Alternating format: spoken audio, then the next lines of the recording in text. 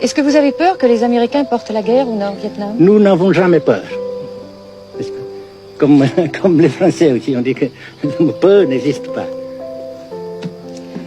Est-ce que vous pensez, Monsieur le Président, qu'il y a une solution militaire à la guerre du Sud-Vietnam?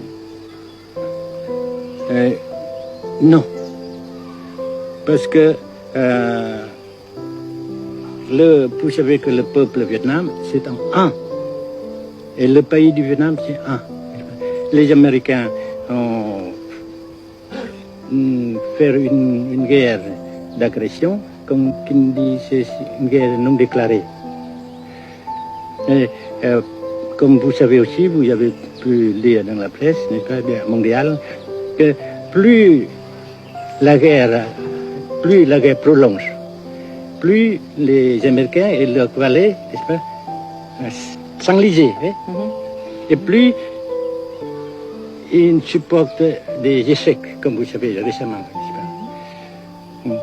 Par conséquent, la guerre ne peut pas durer éternellement. Et je suis très heureux que les politiciens haut placés français ont reconnu cela. Monsieur le Président, nous avons constaté avec chagrin qu'au cours de notre voyage au Nord-Vietnam, que l'influence française était devenue à peu près inexistante dans votre pays. Les moins de 25 ans ne comprennent plus du tout le français. Et je me demande si, à votre idée, des rapports peuvent se rétablir tels que la France continue à jouer une sorte de rôle culturel ici. Avec la France surtout et avec tous les autres pays. Nous voulons avoir une coopération amicale, culturelle, économique, etc. Mais je suis sûr que vous ne voulez pas avoir, n'est-ce pas, que la France ait l'influence qu'elle avait avant. C'est une autre chose. Naturellement, c'est une autre époque. Mais coopération culturelle, économique, qu'est-ce qu'il y a encore, sportive par exemple, oui. etc., etc., nous le dirons. Si la guerre se cristallise au sud et se poursuit encore pendant quelques années, pensez-vous que l'avenir économique du Nord-Vietnam soit viable?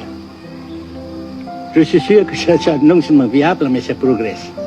Parce que vous avez vu vous-même, vous avez constaté vous-même qu'ici, nous travaillons beaucoup, notre peuple travaille beaucoup, avec abnégation, n'est-ce pas, et avec dévouement, avec enthousiasme. Et aussi, nous avons, n'est-ce pas, l'aide fraternelle des pays socialistes, n'est-ce pas. Mais certains ont l'impression chez nous, Monsieur le Président, que le Nord-Vietnam se trouve actuellement assez isolé, asphyxié même, et que politiquement, il pourra difficilement éviter de devenir une sorte de satellite de la Chine. Qu'est-ce qu'on peut répondre à cela? Jamais, jamais.